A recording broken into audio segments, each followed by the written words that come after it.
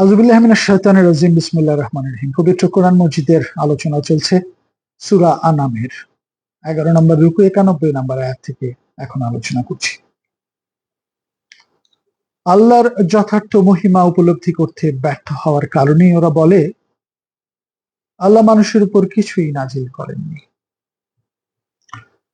ওদের জিজ্ঞেস করো মুসার কিতাব কে নাজিল করেছিল? মুসার কিতাব ছিল মানুষের জন্য আলোকবর্তিকা ও পথ নির্দেশ। কি চমৎকার শ্রদ্ধাবোধ কোরআন অতীতের ধর্মগ্রন্থগুলোকে দেখায়, যা সূরা বাকারার 4 নম্বর আয়াত থেকে শুরু হয়। এবং এই সূরা মাইদাতে 5 নম্বর, সূরা 44 নম্বর আয়াতে আমরা তাওরাতের কথা দেখেছি, 46 নম্বর আয়াতে ইনজিলের কথা দেখেছি। সেগুলো সবই আলো, কোরআনও আলো। তাই মুসার কিতাব ছিল মানুষের জন্য আলোকবর্তিকা ও পথ নির্দেশ, যা তোমরা লিপিবদ্ধ করেছো, যার কিছু অংশ তোমরা প্রকাশ করো আর অধিকাংশই গোপন রাখো। এই জন্যই তো কোরআন এসেছে শেষ পর্যন্ত।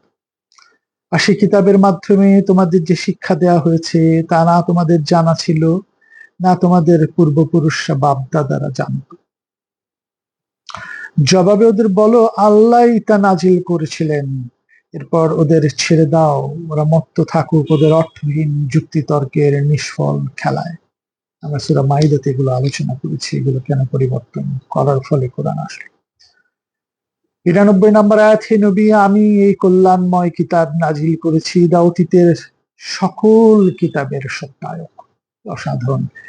কোরআন অতীতের সকল কিতাবের সত্যায়ক। এই কিতাবের আলোয় তুমি মক্কা ও এর চারপাশের মানুষকে সচেতন করে তোলো। জগৎসমূহ যারা আখিরাতে বিশ্বাস করে তারা অবশ্যই এই কিতাবে বিশ্বাস করে এবং সালাতের নিরবচ্ছিন্নতা ধারাবাহিকতা বজায় রাখে। দায়েমি সালাত, যেটা আমরা সূরা মারিজের 22-23 নম্বর আয়াতে দেখি। নিরবচ্ছিন্নত ভাবে আল্লাহর সাথে সংযুক্ত থাকে এবং সর্বতভাবে সর্বসময়ে সৎ কাজ করার চেষ্টায় রত থাকে। 93 নম্বর আয়াত, সবচেয়ে বড় জালেম হচ্ছে সেই ব্যক্তি যে আল্লাহ সম্পর্কে বানিয়ে মিথ্যা বলে বা ওহী নাজিল না হওয়ার মিথ্যা দাবি করে বা বলে যে আল্লাহ যা নাজিল করেছেন আমিও তেমন কিছু নাজিল করব। প্রচুর আয়াত আছে, আল্লাহ তাআলা কোরআনে চ্যালেঞ্জ করছেন, যেরকম একটা সূরা আনো, এরকম 10টা সূরা আনো, তোমাদের যত সাহায্যকারী লাগে বা জোগাড় করো, একসাথে হও, পারবে না, ব্যর্থ হবে। হায়, তুমি যদি এই জালেমদের অন্তিম অবস্থা দেখতে পেতে, কত না মর্মান্তিক।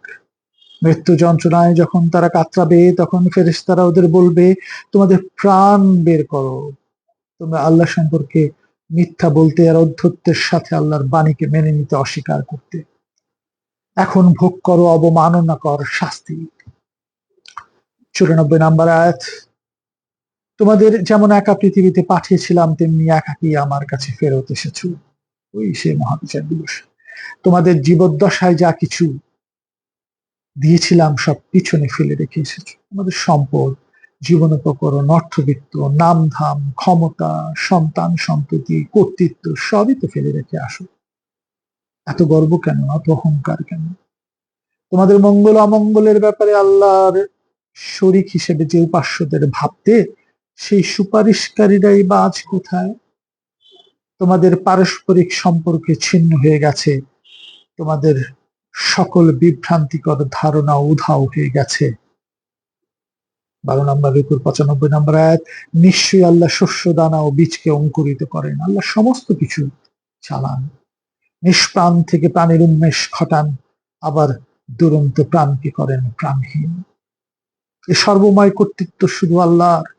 তারপর কত বিকৃত ভ্রান্ত চিন্তা করে তোমাদের মন।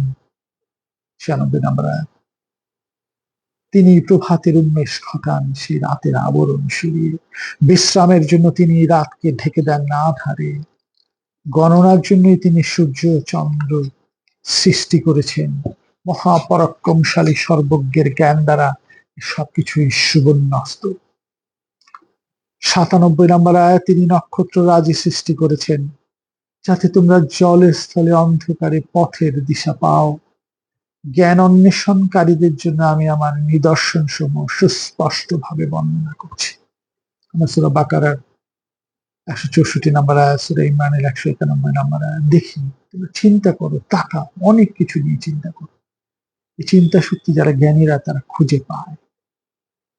98 নম্বর আয়াত, এই আনামের, তিনি এক ব্যক্তি থেকে তোমাদের সৃষ্টি করেছেন, একটি সোর্স, একটি রূহ, এর স্পিরিট। অনেক গভীর আলোচনা এটা। তোমাদের সৃষ্টি করেছেন, তোমাদের প্রত্যেকের জন্য রয়েছে অস্থায়ী ও স্থায়ী আবাস। এই পৃথিবী অস্থায়ী, স্থায়ী আবাস।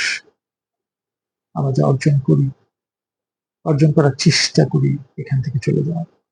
জ্ঞান অন্বেষণকারীদের জন্য আমি এত স্পষ্টভাবে সত্যের বয়ান করছি। জ্ঞান অন্বেষণ করে বুঝতে হবে কোরআন।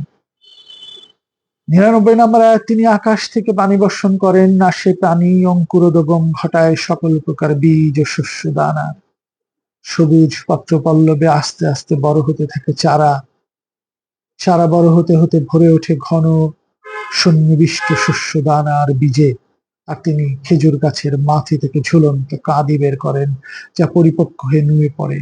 আমরা চিন্তা করে দেখি, বিভিন্ন জায়গায় বিভিন্ন তার সৃষ্টি, একেবারে সেই মাইক্রো লেভেল থেকে, বীজ থেকে, অঙ্কুরোদ্গম থেকে, গাছ থেকে, কি চমৎকার ভাবে পরিপক্ক হয়ে নুয়ে পড়ে। তিনি বিকশিত করেছেন আঙুর, জয়তুন, আনারের বাগান। এটা তো আরবের উদাহরণ, পৃথিবীব্যাপী এভাবে চিন্তা করতে হবে। ফলগুলোর বৈশিষ্ট্যের দিকে তাকাও, কোনোটা একে অপরের মতো, আবার কোনোটা একেবারেই ভিন্ন রূপ। যখন ফল ধরে আর যখন ফল পাকে, তখন এর প্রতি গভীর ভাবে তাকাও, কিভাবে আমি এটা কি তোমাদের আহারে উপযোগী করে তুলছি। বিশ্বাসীদের জন্য এর মধ্যেই রয়েছে আল্লাহ মহিমার নিদর্শন। আমরা ছোট জিনিস থেকে ঈশ্বরের প্রথমে দেখেছিলাম এই আকাশ মণ্ডলী, জগৎ সমূহ, ভূমণ্ডল, নভমণ্ডল নিয়ে চিন্তায় রত। আর এখানে ছোট্ট অঙ্কুরোদ্গমের মাধ্যমে যে গাছপালা উঠছে, সন্নিবিষ্ট শস্য দানা, পত্র পল্লবে বড় হতে থাকা চারা, বীজ ও শস্য দানা, সবকিছু নিয়ে গাছ বৈশিষ্ট্যের দিকে তাকানোর কথা। কি অসাধারণ ছন্দায়িত বিষয়। ফল ধরে আর ফল পাকে, তখন এর প্রতি গভীর ভাবে তাকাও। বিশ্বাসীদের জন্য এর মধ্যেই রয়েছে আল্লাহর মহিমার নিদর্শন। আলহামদুলিল্লাহ। 100 নম্বর আয়াত সূরা আনামের, কিছু কিছু মানুষ সব ধরনের অদৃশ্য সত্তাকে আল্লাহ শরীক করে, অথচ তিনি এদের সৃষ্টি করেছেন। ওই আমরা অনেক সূরায় দেখেছি জিন কি করছে, অন্যান্য কিছু, সবকিছু আল্লাহর সৃষ্টি। আর ওরা অজ্ঞতাবশত আল্লাহর পুত্র কন্যা কল্পনা করেছে, অথচ আল্লাহ সব থেকে পবিত্র, মহান। এই তুলনা ও সীমাবদ্ধতা থেকে আল্লাহ পবিত্র, মহান। আমরা গভীরভাবে চিন্তা করবো, সূরা ইখলাসকে চিন্তা করব, যে এগুলির মাঝখানে আমরা খুঁজে পাবো সেই বৃহৎ শক্তিকে, যিনি সর্বত বিরাজমান, আমাদের সহযোগিতা করছে। আমরা ডাকছি না কেন, ডাকলে উনি সাড়া দেন। সূরা বাকারার 186 নম্বর আয়াত। আমরা প্রাণের ভিতর থেকে ডাকি থাকি। জাযাকাল্লাহু খাইরান। 100 নম্বর আয়াত শেষ হলো সূরা আনামের। আসসালামু আলাইকুম ওয়া রাহমাতুল্লাহি ওয়া বারাকাতুহু।